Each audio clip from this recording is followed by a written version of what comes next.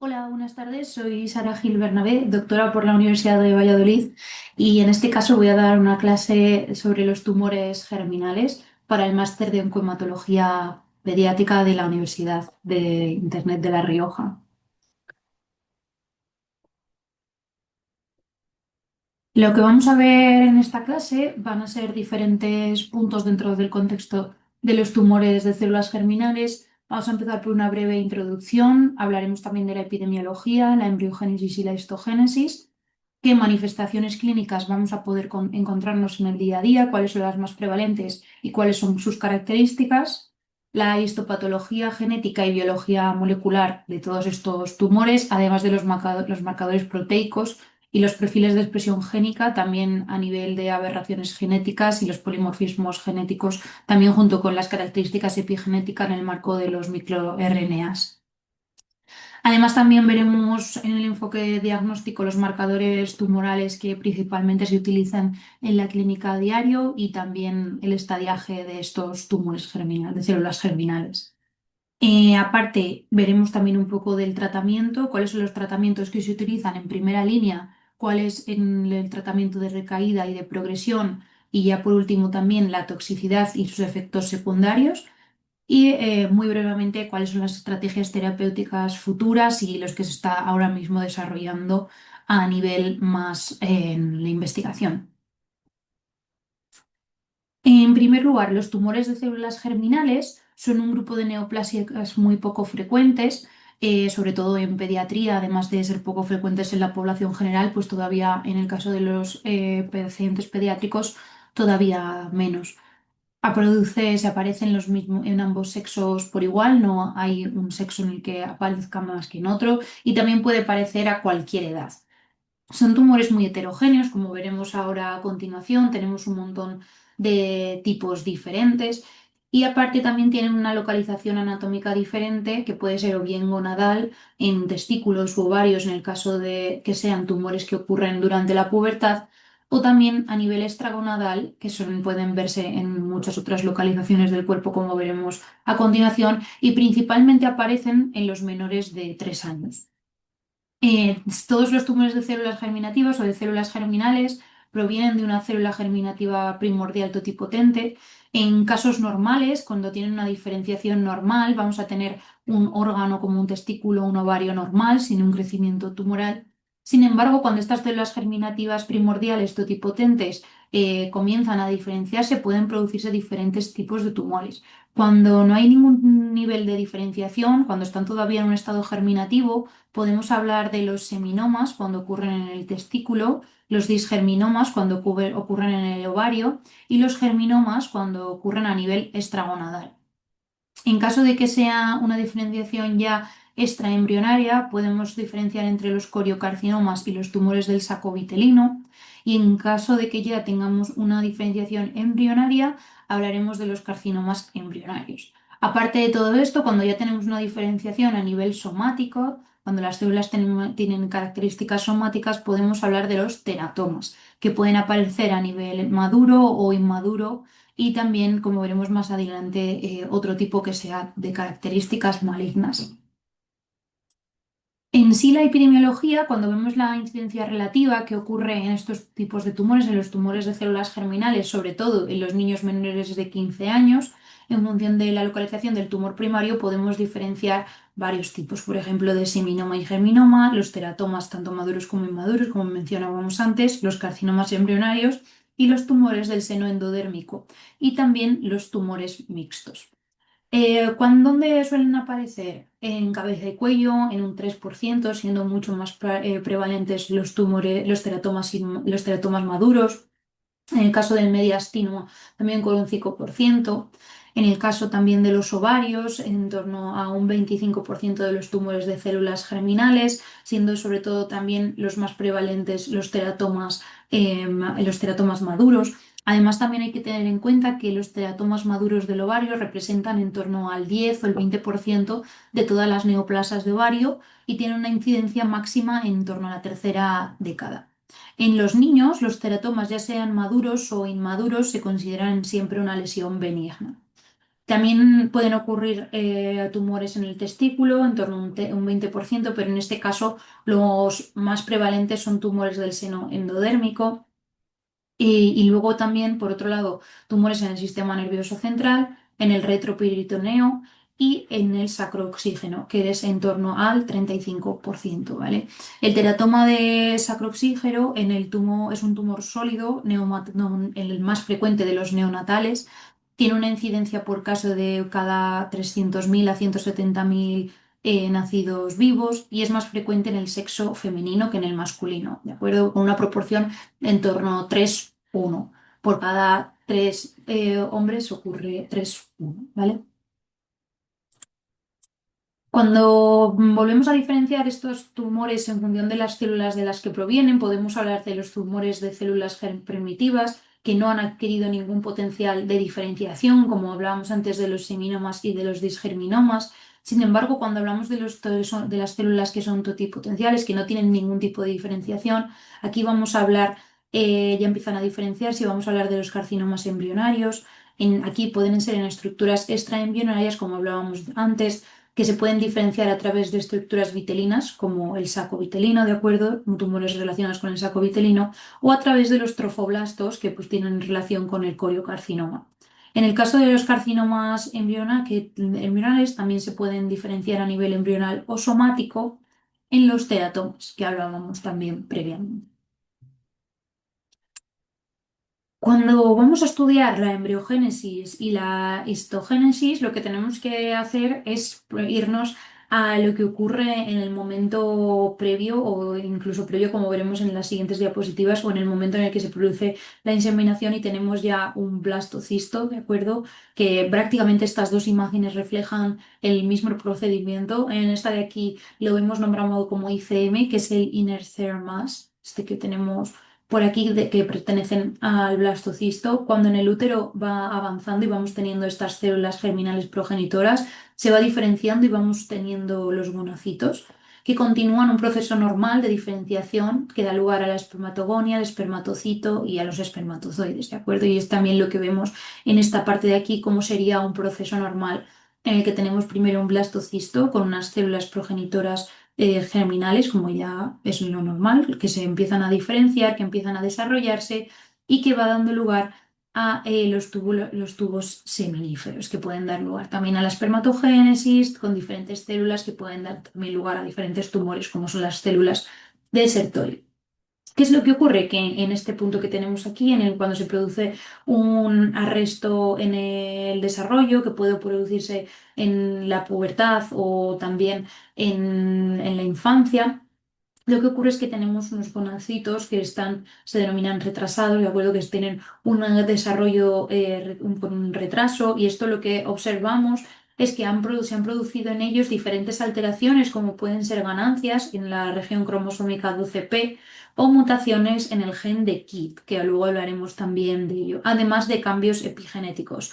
Todos estos cambios genéticos que ocurren en las células dan lugar a lo que se conoce como GCNIS, que prácticamente, para que nos entendamos, lo podemos ver escrito como GCNIS en inglés o IGCNU, pero son carcinomas in situ, que veremos también más adelante, que pueden aparecer junto con los tumores de células germinales. Cuando estos carcinomas in situ comienzan a desarrollarse, comienzan a proliferar, podemos ver seminomas, o también cuando obtienen más alteraciones, también no seminomas.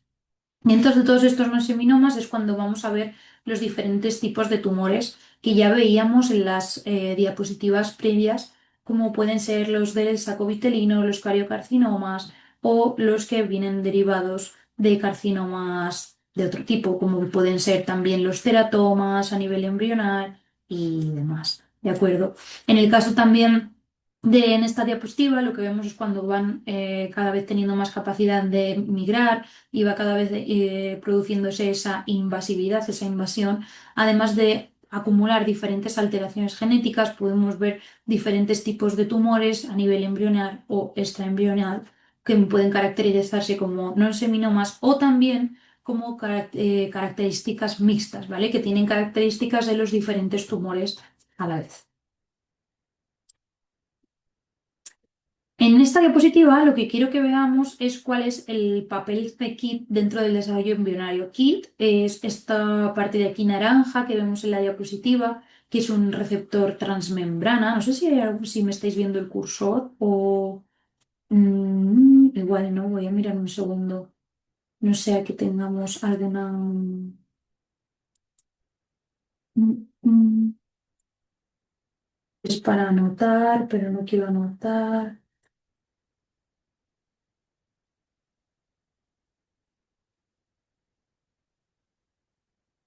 Igual no estabais viendo antes mi ratón, ahora si lo veis. KIT es este receptor transmembrana que tenemos. Esto está simulando una célula, ¿de acuerdo? Esta es la membrana plasmática de la célula, el medio extracelular y el medio interno de la célula.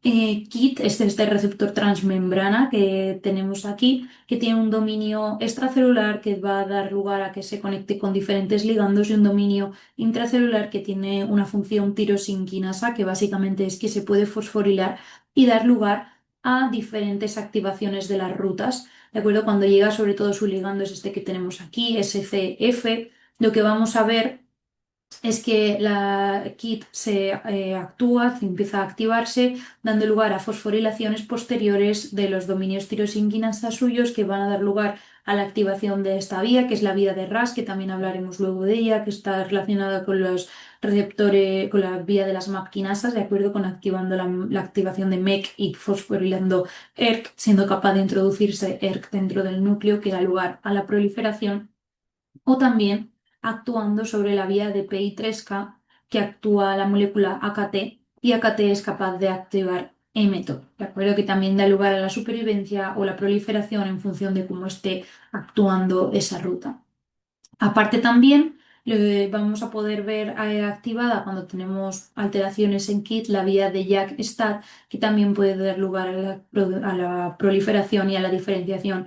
Y todas estas características lo que van a hacer es que cuando hay alteraciones de KIT la célula va a continuar proliferando y va a continuar dando lugar a células que son erróneas con errores que puedan dar lugar a diferentes fallos y continuar produciéndose la proliferación tumoral en este contexto de los tumores de células germinales.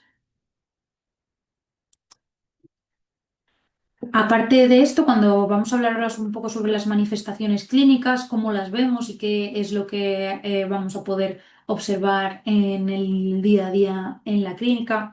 Dentro de los tumores de células germinales podemos hablar de los gonadales y de los extragonadales, como mencionábamos antes. Los ováricos son en torno al 1% del total de los cánceres en la infancia, son 2/3 de los casos pediátricos de tumores de ovario y tienen su origen en las células germinales. El tipo histológico más frecuente es el teratoma quístico maduro y el dolor abdominal suele ser el síntoma de presentación más frecuente en torno al 80%. En el caso de los testiculares, el 2% es del total de los cánceres en los niños y es el principal factor de riesgo para su desarrollo es la presencia de un teste no descendido. El hecho de que haya un teste no descendido hace que sea un factor pronóstico y también que tenga un riesgo mayor a tener este tipo de tumores. Los tipos histológicos relacionados con estos testes criptorquídicos, que son los testes no descendidos, son los que hablábamos antes, como los SEM, seminomas y el UCE. Principalmente aparecen en la cuarta década de la vida, ¿de acuerdo? En torno a los 40 años. Entonces, en definitiva, ¿qué es lo que tenemos? Por un lado, dos tipos de tumores a nivel gonadal, de testículo y de ovario, y pueden producirse cuando tenemos una diferenciación, en estos casos, cuando vemos aquí los gonocitos y los ovocitos es la diferenciación normal, puede aparecer los tumores con carcinomas in situ, que pueden dar lugar a un seminoma o a los non-seminomas con todos los que hemos visto previamente. Y en el caso de los disgerminomas que derivan de los ovarios ocurre lo mismo. O también los non-desgerminomas, que pueden ser tumores del saco mitelino, teratomas inmaduros, carcinomas embrionarios, etc. Y tenemos una serie de marcadores germinales que vamos a ver más adelante, todos ellos, pero básicamente son la AFP, la gonadotropina coriónica humana, la LDH, PLAP y un microRNA concreto que es el 371, 374 y hay más que todavía se están desarrollando, investigando a día de hoy. Para clasificar este tipo de tumores, los de ovario y los testiculares se pueden diferenciar en cuatro tipos.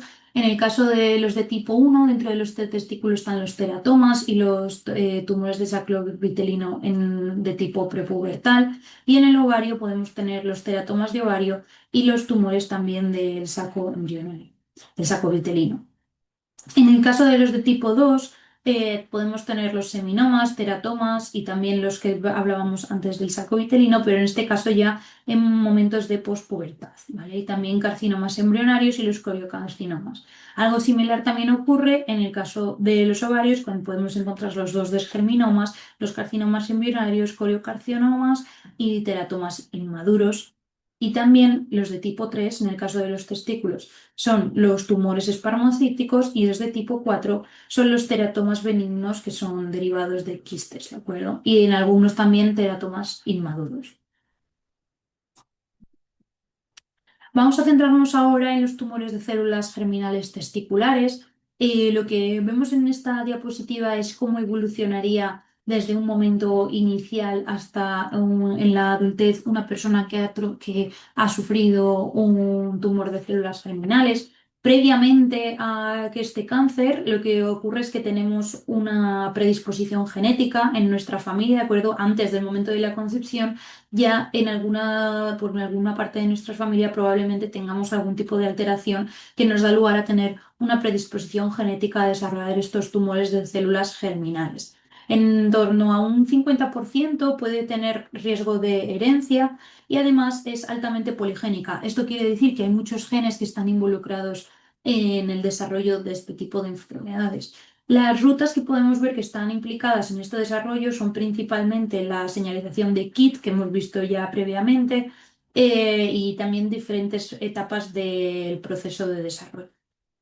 Estos tumores, cuando se originan, cuando se produce lo que hablábamos antes del gonocito o el carcinoma in situ, lo que vamos a ver es que va a comenzar con un carcinoma in situ, con una lesión precursora que se puede empezar a desarrollar durante la formación del feto.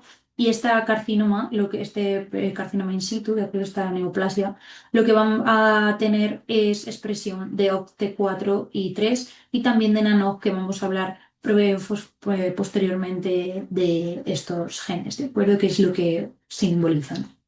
Aparte de ello, otras alteraciones que vamos a poder ir viendo a medida que el paciente va avanzando en su edad de vida, ya en una etapa ya más de la pubertad, es que también actúa el cromosoma 12p, esas amplificaciones que veíamos, y que se puede transformar en otros tipos de tumores como seminomas y non-seminomas, esas las neoplasias que hablábamos antes in situ.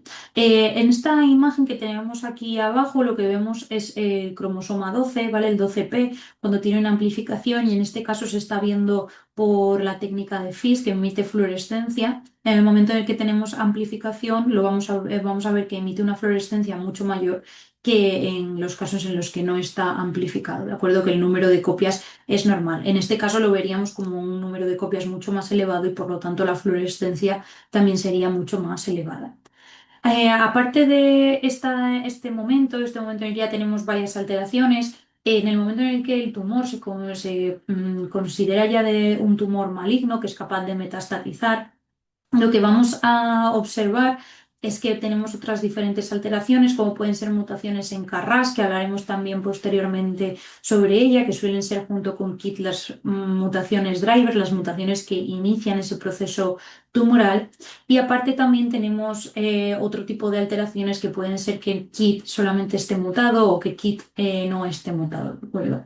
Aparte de esto, comienza a darse un tratamiento en la mayoría de los casos, que suele ser bastante efectivo, pero en muchos casos lo que podemos tener son resistencias. Normalmente las resistencias van a venir ligadas de alteraciones, por ejemplo, en P53 y también patrones de metilación. ¿De acuerdo? En caso, lo normal sería que no hubiese una resistencia, que se pudiese utilizar y que porque la mayoría de los tumores sí que son sensibles al platino, ¿de acuerdo? Pero en condiciones normales también se puede desarrollar unas resistencias a estos tratamientos.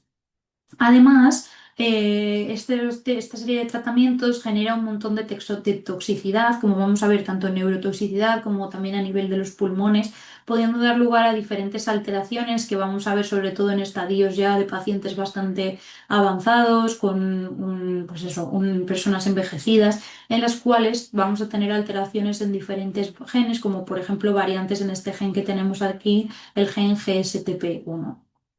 Además de esto, lo que observamos en este proceso es un proceso en el que se van acumulando cada vez más alteraciones. Cuando tenemos una célula embrionaria STEM, vamos viendo la misma progresión que veíamos en las diapositivas previas, una célula primordial y los gonocitos normales que dan lugar al esperma. Y aparte, hay algunos casos en los cuales no se produce este desarrollo normal, sino que se produce una variación del número de copias. Pasamos de tener aquí 2n, ¿de acuerdo? Como tienen de siempre el número de copias de cada gen, a tener un aumento del número de copias aparte de mutaciones en KIT, ¿de acuerdo? Todo esto que vemos aquí, esta manchita de color roja que ocurre en esta línea de X, son mutaciones en KIT que pueden dar lugar a seminomas mutados de KIT y vamos a ver, por lo tanto, una expresión de KIT más elevada.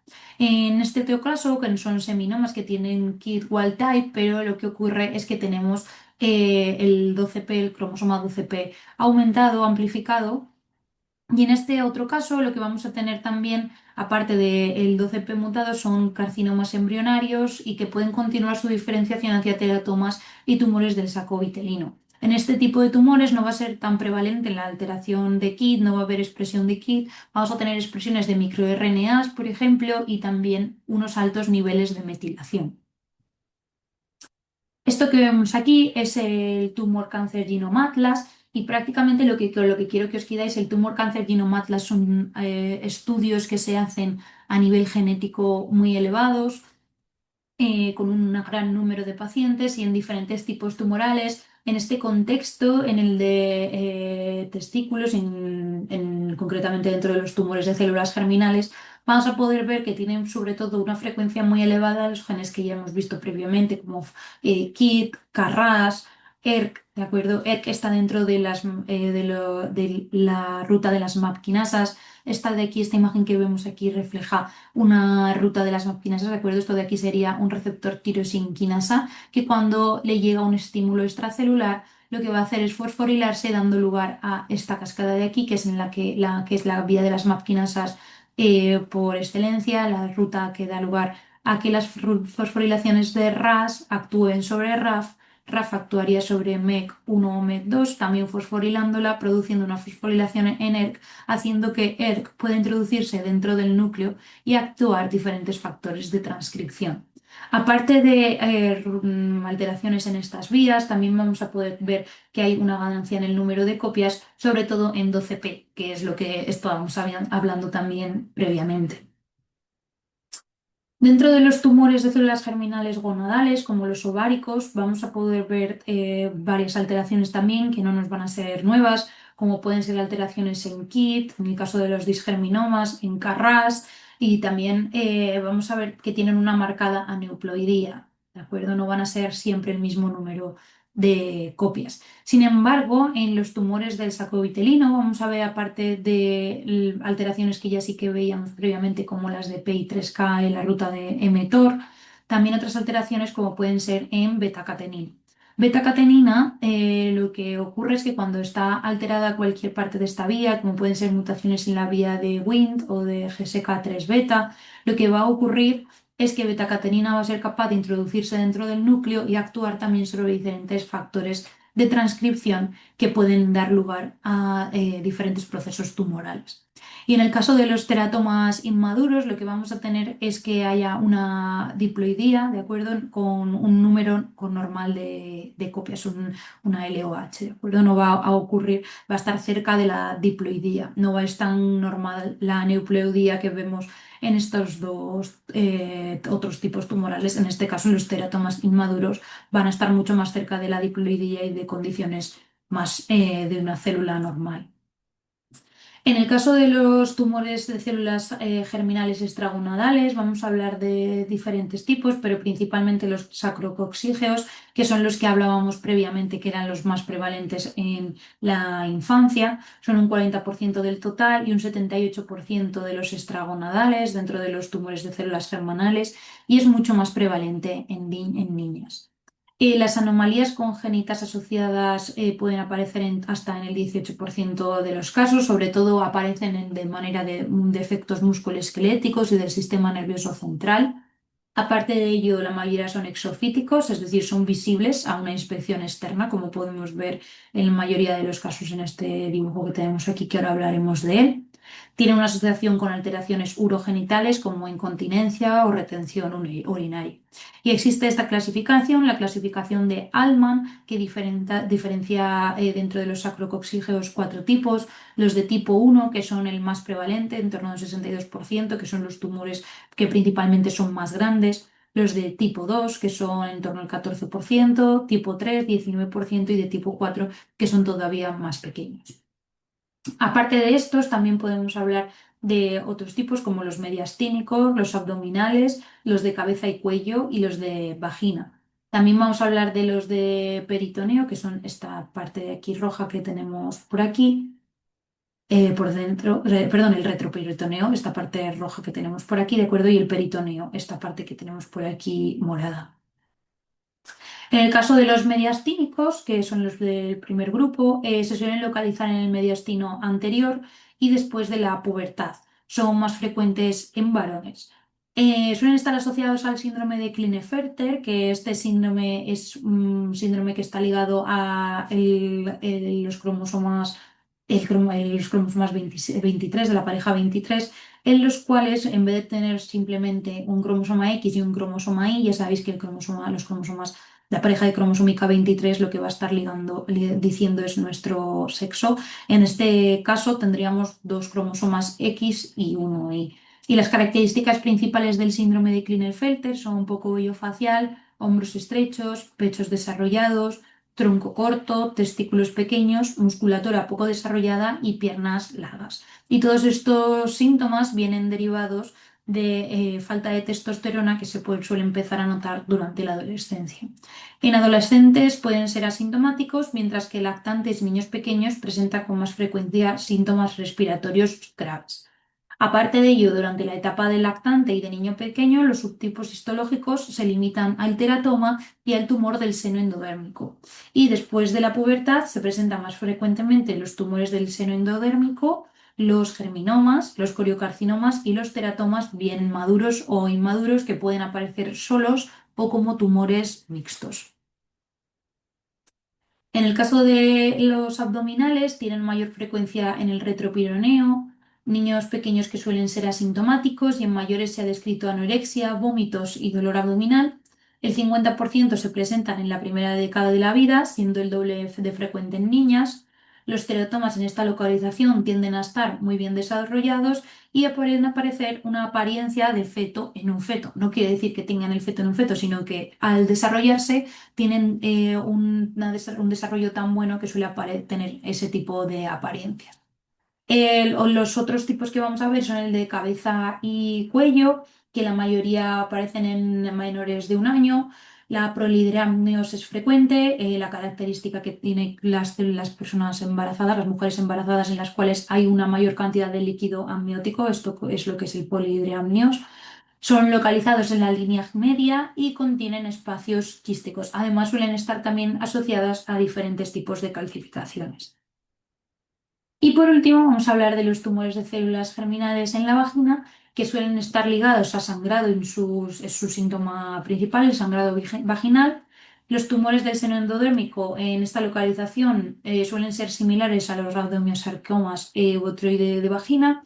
Su diagnóstico suele producirse entre el primer y el octavo mes de vida, y además suelen ser unos tumores bastante agresivos que pueden dar metástasis a distancia o locales.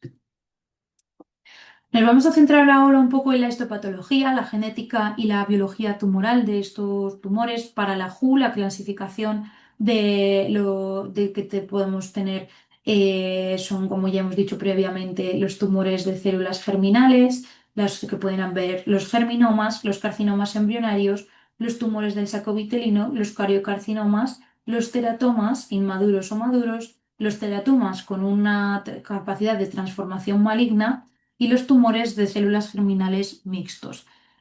Además, se distingue que los tumores maduros y los inmaduros, en este caso los tumores que son benignos son los teratomas inmaduros y los benignos son los maduros y los inmaduros tienen una capacidad de tener un comportamiento indeterminado.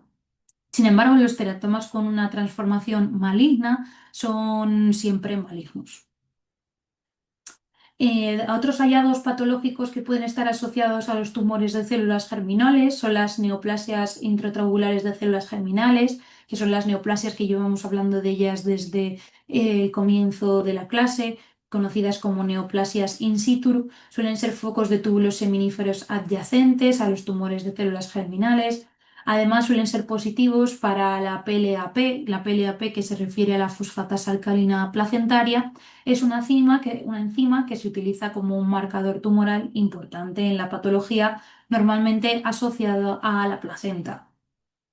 También pueden ser positivos para KIT, para el gen de KIT que hemos estado hablando de ellos, y para OT4, que también hablaremos de ello en unos minutos. Aparte, también podemos ver la gliomatosis peritoneal, que son nódulos de tejido glial maduro implantados en todo el peritoneo o en ganglios linfáticos. Y además, la gliomatosis peritoneal no modifica el estadio o el pronóstico del teratoma. Cuando vemos los marcadores moleculares característicos de los tumores de células germinales pediátricos, podemos ver diferentes características. Principalmente dentro de los disgerminomas, seminomas y germinomas, las alteraciones citogenéticas más prevalentes son las de 12p, que ya habíamos hablado previamente de ellos, de qué significa. Aparte también dentro del tumor del seno endodérmico son pérdidas en 1p, 4p, 6p y ganancias de 3p, en sí en general el cromosoma 3, 1q, 2p, 13 o la 20q. El teratoma maduro y el teratoma inmaduro no tienen alteraciones características dentro de este tipo de las alteraciones citogenéticas. En el caso de los marcadores inmunohistoquímicos, en el caso de los disgerminomas, seminómas y germinomas, vamos a tener a la autotrofina coriónica humana, aunque aquí, como vemos en esta imagen, voy a ver otro tipo de marcadores también, que vamos a ver más adelante de ellos, como pueden ser también la LDH, los microRNAs o la AFP, la alfa-fetoproteinasa, que vamos a hablar también de ella más adelante. Aparte, también podemos ver marcadores como OCT3 o OCT4, NANOP, KIT, que ya lo conocéis, GATA4 o SAL4. GATA4 es un factor de transcripción y estos otros OCT4, SOX2 y NANOP son moléculas, son diferentes proteínas que lo que van a estar marcando es la capacidad de ser multipotente, es decir, son factores que tienen las células germinales, las células madre. ¿De acuerdo? En el momento en el que empiezan a desarrollarse, tienen estos genes, en el momento en el que cada vez vamos teniendo más diferenciación, o bien a través de renovación de la propia célula o diferenciación por la embriogénesis al ectodermo, mesodermo o el endodermo y diferentes desarrollos a nivel neural o de tipo mamario en este contexto, pero puede ser de todos los tipos de los tejidos, esta expresión se va a ver cada vez más disminuida, ¿de acuerdo? Entonces, por eso son factores característicos de las células germinales. Aparte, también otra molécula muy importante es la alfa-fetoproteína, que es un biomarcador crucial que normalmente se produce en el hígado fetal y sus niveles son muy bajos en adultos y se utiliza para detectar no solamente los carcinomas de células germinales, sino también se utiliza, aparte de para estos tumores, para tumores de hígado, de colon, de páncreas, etcétera, ovario, etcétera. Aparte de estos factores que hablábamos previamente de ello, de los marcadores de inmunohistoquímica, también vamos a poder ver variantes génicas, que estos son variaciones SNPs, variaciones que ocurren en un nucleótido que pueden dar lugar a alteraciones. Por ejemplo, una de las más importantes es la relacionada con BAC. BAC es un complejo junto con VAX que se forma en la mitocondria que puede dar lugar a la apoptosis. Cuando se producen alteraciones en esta vía, la apoptosis no va a producirse y por lo tanto las células van a poder continuar replicándose con los errores. En otros contextos, como pueden ser, por ejemplo, Kittler 4 o Spirit 4, que también se ha visto sobre todo en los adolescentes, se ha visto que todas estas alteraciones, como vemos en la diapositiva de abajo, pueden favorecer características que den lugar al desarrollo, por ejemplo, en el caso de las células tumorales, de las células tumorales germinales testiculares. ¿De acuerdo? Entonces, todas estas alteraciones van a estar cooperando, dando lugar a una mayor prevalencia y que puedan dar lugar a este tipo de tumores de los que hablamos, como los disgerminomas, seminomas, germinomas o los tumores del seno endodérmico. Y por último, vamos a hablar de los microRNAs. Los microRNAs son fragmentos pequeños de RNA no codificantes que pueden llegar a regular la expresión génica uniéndose en diferentes zonas, haciendo que el ribosoma no sea capaz de unirse y de esa manera ese fragmento del ADN no va a poder producir proteína ni transcribirse dando lugar a otro tipo de proteínas. Es importante también en la salud y en la longevidad. Muchos microRNAs van a estar controlando muchos de nuestros procesos biológicos. Uno de los más importantes, que ya habíamos mencionado previamente, es el microRNA 371. Se ha visto, por ejemplo, en los tumores de células germinales testiculares que son capaces de este microRNA de secretarse a la sangre, entonces por medio de la biopsia líquida podría ser capaz de aislarse este microRNA y puede utilizarse como un biomarcador el cual nunca está presente en los teratomas, pero sí en el resto de tumores derivados de células germinales. Además, también de aplicarse junto con otros biomarcadores como los que vamos a hablar a continuación. Por lo tanto, lo que vamos a tener aquí son diferentes marcadores de las células germinales. En el caso de los seminomas, KIT mutado, KRAS, NRAS, hipometilaciones y estos microRNAs que hablamos de ellos. Los no seminomas, 12p amplificado y también van a estar relacionadas con mutaciones en P53 y MDM2A. Brevemente, P53 lo que hace normalmente es detectar el daño en el momento en el que P53 se conoce como el guardián del genoma porque es capaz de detectar nuestro daño celular y ese P53 es capaz de actuar en el momento en el que ha detectado ese daño, produce apoptosis, dando lugar a que se produzca el ciclo, que se arreste el ciclo celular, que el ciclo célula no continúe replicándose y aparte también se produce la reiteración del DNA, además de la diferenciación y la senescencia. Pero hay otro factor muy importante que es MDM2. MDM2 lo que va a estar haciendo es medir el daño de tal manera que va a actuar como sensor del daño del ADN en P53, de tal manera que si no se produce ningún tipo de daño en ese momento, MDM2 va a tener P53 arrestado, lo va a tener secuestrado de tal manera que le va a producir ubiquitinaciones, dando lugar a que se produzca la degradación, ¿de acuerdo? Por el proteasoma. Entonces, en momentos en los que MDM2 se produce una alteración en el ADN, MDM2 lo detecta, haciendo que P53 esté libre y pueda actuar, dando lugar a respuestas celulares de respuesta al daño.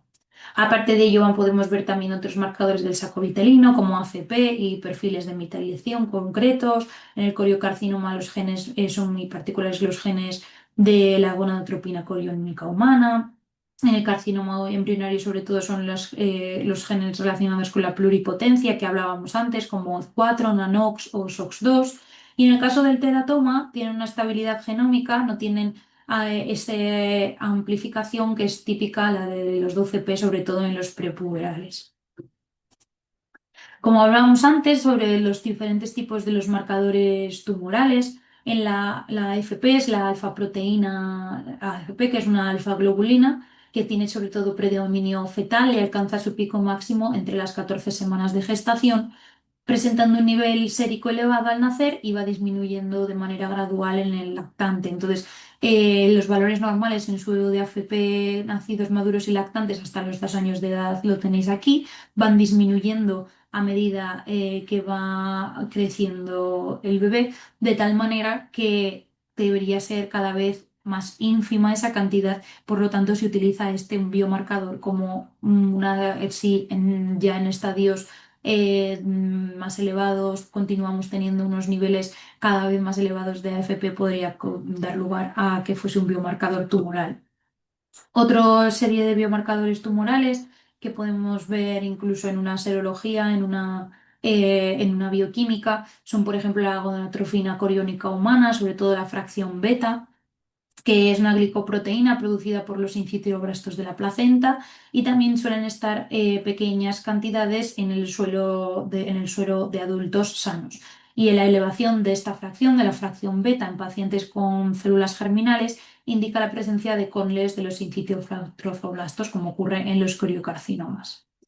También podemos saber que utilizar la lactato deshidrogenasa, el antígeno carcioembrionario 125, el CA125, que seguramente os suene más de verlo así, y otros marcadores de inmunohistoquímica como los que ya hemos hablado previamente, como KIT, OCT3-4, NANOX, OX2, CATA4, etc. Entonces, si lo vemos para los diferentes tipos de tumores, como hemos hablado antes de ello, para el coriocarcinoma, el tumor de seno endodérmico, el carcinoma embrionario, el teratoma maduro, el teratoma inmaduro, tisgerminoma, seminoma, etcétera. También podemos hablar del gonadoblastoma, el carcinoma in situ.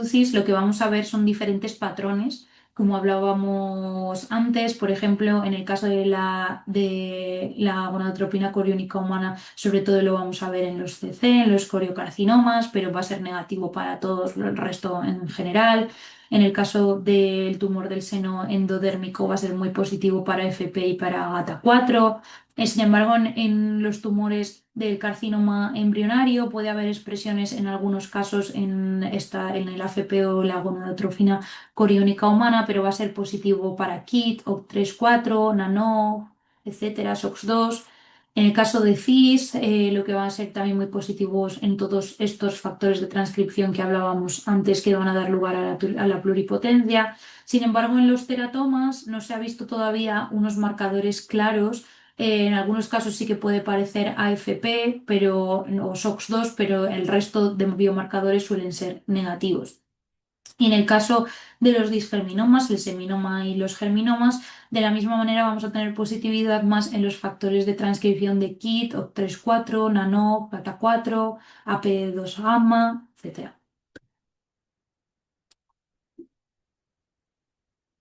Va a haber cuatro estadios que son reconocidos en pediatría, que están basados en la resecabilidad, la afectación ganglionar y local, la presencia de metástasis a distancia, y en base a estas características vamos a poder diferenciar diferentes estadios. Por un lado es el estadio 1, 2, 3 y 4, que pueden tener diferentes caracterizaciones. En el caso del extragonadal, la extensión de la enfermedad es extirpación completa en cualquier localización en el estadio 1, márgenes tumorales negativos, ganglios linfáticos negativos.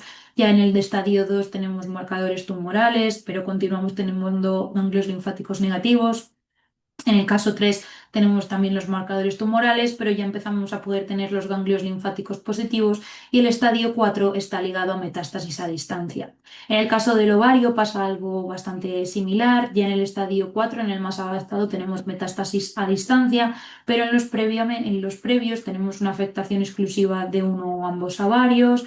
En el caso del estadio 2 tenemos ganglios linfáticos infiltrados de menos de 2 centímetros. En el caso 3 ya vamos teniendo ganglios retroperineales infiltrados, afectación también visceral, y también los marcadores pueden ser positivos o negativos. Aparte, la clasificación que se utiliza además de este estilo para clasificar los tumores de ovarios es la clasificación FIGO. En el caso de los testículos, va a pasar algo similar también a lo que veníamos viendo previamente, pero en este caso sí que se tiene también en cuenta la vida media de la alfa-fetoproteína y de la fracción beta que hemos hablado antes, de la monogonadotrofina coriónica humana, y se utiliza sobre todo en el estadio inicial como marcadores tumorales tras una primera cirugía, ¿de acuerdo? Lo primero que se hace normalmente es una extirpación completa, y se observan también esos marcadores que tienen que ser negativos tras la cirugía. En el estadiaje 2 estos marcadores tumorales serían positivos y además vamos a tener que tenemos ganglios retroperitoneales infiltrados, además de que va a haber una enfermedad residual microscópica también en escroto o cordón espermático. A nivel 3, en el estadiaje 3, los ganglios retroperitoneales infiltrados ya son mayores de 2 centímetros y no tienen esa afectación visceral o extraabdominal. Y en el caso del estadiaje más avanzado, en el 4, tenemos ya presencias de metástasis a distancia. Además de este nivel, también se utiliza el estadiaje TN1. Estos tipos de tumores, los tumores de células germinales, se pueden establecer tres grupos de riesgo, que pueden ser de bajo riesgo, de riesgo intermedio o de riesgo alto. En el estadiaje 1, para ovario o testículo se considera de bajo riesgo y el resto de los estadiajes se considera de riesgo intermedio. Principalmente las cirugías que vamos a ver en los estadiajes más limitados van a ser, los tratamientos son cirugías y esperar a ver. Y en los casos más avanzados son cirugías y diferentes ciclos de quimioterapias. Principalmente las terapias que más se utilizan son las quimioterapias de PEP o BEP y es una combinación estándar para ciertos tipos de cánceres de células germinales que usa platino, etopópsido y bleomicina y que ataca las células cancerosas de división rápida. Se administra por vía intravenosa y es altamente efectivo, pero también puede causar efectos secundarios como la pérdida de cabello y afectar a las células sanas de rápida división. Además de PEP o BEP, también podemos ver que se utiliza en algunos casos GEP, que es una quimioterapia combinada que tiene etopópsido, bleomicina y carboplatino. El carboplatino se denomina JM8, por eso el GEP con J. Hay otra clasificación para de riesgo intermedio o de riesgo alto, que lo que tenemos está formulado por el Grupo Colaborativo de Células Germinales del Cáncer Internacional y principalmente se dividen para los seminomas y los non seminomas. Los de bajo riesgo no están en ningún sitio primario y no tiene además metástasis viscerales, tienen niveles de AFP, HCG y LDH normales. Aparte también en los no seminomas vamos a tener otra serie de características como son los tumores primarios en gónadas o retroperitoneales, no pulmonares o tienen metástasis también viscerales. Y aparte tienen todos los marcadores bien, de acuerdo, todos los niveles de los biomarcadores que hablábamos previamente, como el LDH o la AFP, son a unos niveles normales. En el caso del riesgo intermedio, ya siguen teniendo los marcadores normales y no tienen niveles de LDH. También ocurre lo mismo en el caso de los non-seminomas en los cuales estos marcadores tumorales comienzan ya a aumentar un poco y los de peor riesgo no se han determinado en los seminomas, pero en los no seminomas ya va a estar relacionado con las metástasis y con los marcadores tumorales positivos a grandes niveles. Por lo tanto, los principales tratamientos que vamos a ver que se aplican son la cirugía, tumores benignos como los teratomas, varios ciclos de quimioterapia que pueden incluir derivados del platino, como para los tumores malignos que hemos visto previamente. También la radioterapia se utiliza en algunos casos, sobre todo en la recaída. Y como hemos visto, los principales tratamientos que se utilizan son BEP y GEP, ¿de acuerdo? Que hoy hablábamos previamente de ellos. Dentro del tratamiento de las células germinales de ovario, podemos ver que los principales tratamientos que se tienen que llevar para este tipo de tumores pueden ser recoger líquido ascítico, examinar toda la superficie peritoneal y el hígado, la alfinocorectomía unilateral, examinar el ovario contralateral y biopsiar si tiene alguna lesión sospechosa, explorar el aumento y quitarlo si existen adherencias y también inspeccionar los ganglios linfáticos retroperitoneales y biopsiar todos los sospechosos. Según la ESMO, la Sociedad Europea de Oncología Médica, los tratamientos que se tienen que seguir en el ovario, como ya hemos dicho principalmente, vienen dados en los disgerminomas en los diferentes estadios por cirugías principalmente y en función de la gravedad del paciente y de cómo el avance de la enfermedad en estadios más avanzados, diferentes ciclos que pueden contener un sí o no bleomicina debido a su toxicidad, como hablaremos ahora posteriormente de ello. En el caso de los tumores del saco vitelino ocurre lo mismo. En estadiajes iniciales simplemente una cirugía puede ser suficiente, pero en casos que ya van siendo más avanzados, aparte de la cirugía, lo que vamos a tener son diferentes ciclos de quimioterapias. Los tratamientos estándar que se utilizan para el seminoma pueden estar en diferentes estadios. También ahora ya hablamos de los de tipo testicular, antes hablábamos de los de ovario. Y pueden ser en estadio uno, en algunos casos se da algún ciclo de carboplatina. En estadios ya más avanzados se pueden dar quimioterapias o también radioterapias. Y en algunos casos también algunos ensayos clínicos, como hablaremos también en la última diapositiva de la clase, que se están utilizando. Y en los estadios más avanzados, lo mismo, algunos ciclos de quimioterapias y considerar para hacer una biopsia y resección para ver si esta quimioterapia ha sido efectiva. En el caso de los non-seminomas, lo mismo, utilizamos la quimioterapia y se hace un seguimiento y para estadios todavía más avanzados se hacen todavía más ciclos de los diferentes tipos de quimioterapia y se hacen resecciones en caso de que la lesión ya sea menor de 1 centímetro. Y además de eso, pues obviamente un seguimiento del paciente. Hay que tener en cuenta el impacto de los derivados del cisplatino en este tipo de células germinales, por eso para los niños se tiene un protocolo muy determinado. El carboplatino se utiliza en niños pequeños con tumores de células germinales de riesgo bajo o intermedio y el cisplatino solamente se utiliza en los niños mayores o en caso de alto riesgo. ¿Por qué?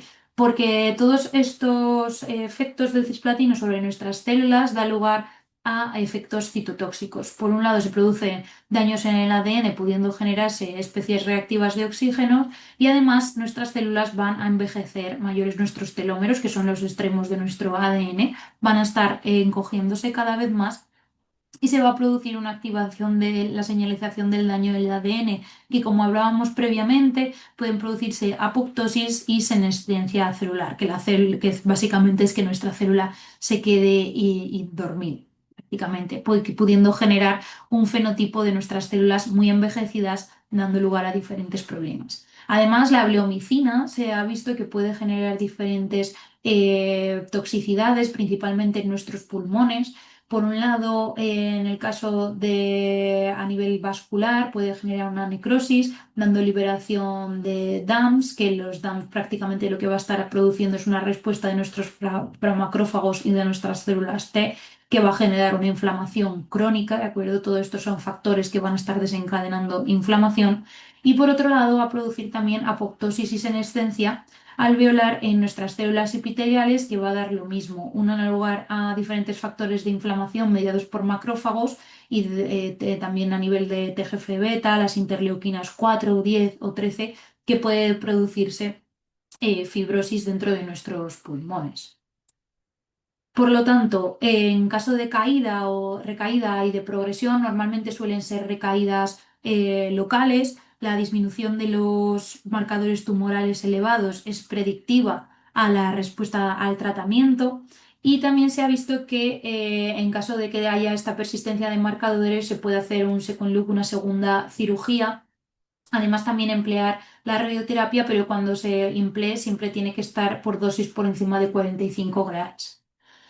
Aparte, en primera línea se utilizan las quimioterapias que hemos hablado previamente, del cisplatino, etopósido, bleomicina, pero ya en quimioterapias de rescate y quimioterapias de altas dosis para el manejo de recaídas como tratamientos de segunda línea, es preferible emplear combinaciones que contengan siempre cisplatino, ¿de acuerdo? Como podemos ver aquí, cisplatina, carboplatino, cisplatino, que aunque tengan una elevada toxicidad, también se puede valorar la utilidad del carboplatino y el topóxido a dosis altas. Pero bueno, siempre teniendo en cuenta eso, que el cisplatino puede dar lugar a diferentes tipos de enfermedades.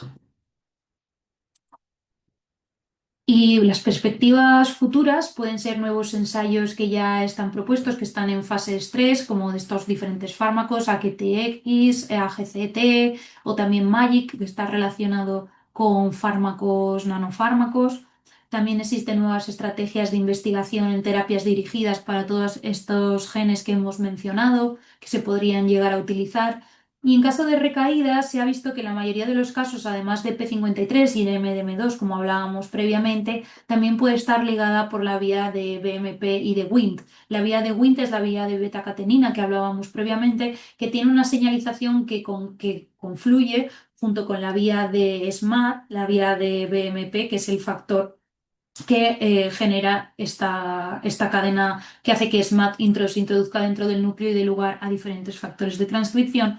Y además hay otra serie de vías que también se han visto involucradas para dentro de las recaídas, dentro de la reactividad a los tratamientos, como puede ser la vía de PEITESCA y de mTOR.